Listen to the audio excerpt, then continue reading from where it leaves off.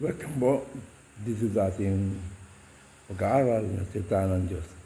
Dito sa 1 Pedro 4:12-16. As Christians, we deserving our life as His best. Even facing every challenge in our life, we deserve that our Lord be in us. His Holy Spirit dwell in us. Christians should be always ready for whatever situation happen in life because we deserve what is best from God. Sabi nga sa don't be surprised. All trials to us, huwag ninyong pagtakan at ituring na di pagkaraniwan ang mabibigat ninyong pagsubok na inyong dinaranas. Verse 12. It should be happen anytime. We should be ready to face it by help of our Lord. Hindi niya tayo papabayaan. Hindi niya tayo iiwanan. If we must believe in Him, don't lose our faith. Gladness, happy will remain to us. This is a part of our relation with God.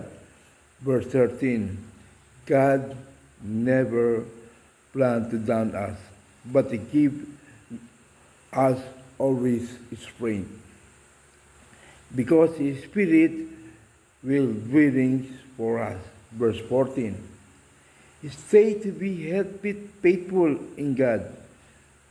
Don't do evil things. Verse 15. But continue to do the will of God. We deserve this life that we in Christ already. Don't be shy if we passing our life because we are Christians. Remember in Hebrews 12:6, give thanks back to glory in His name. Magpasalamat lang lagi tayo sa Diyos. Ang challenge nito, we know that our God never forsake us or leave us because God always love, care for us. Huwag tayong bibitiw sa Kanya. Taglay natin ang kapangyarihan niya. We deserve best for Him. Happy those continue to serve Him best. Serve Him best now because our God is already the best. Amen? Puri po Panginoon.